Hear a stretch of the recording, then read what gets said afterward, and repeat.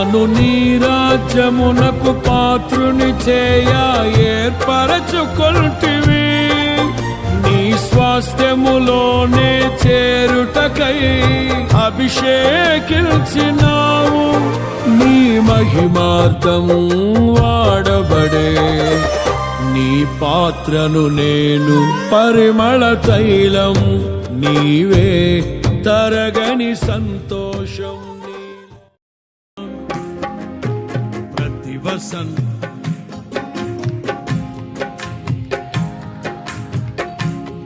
పాడాలి. ప్రకృతి కళలన్నీయు నీ మహిమను ప్రభువా నిల్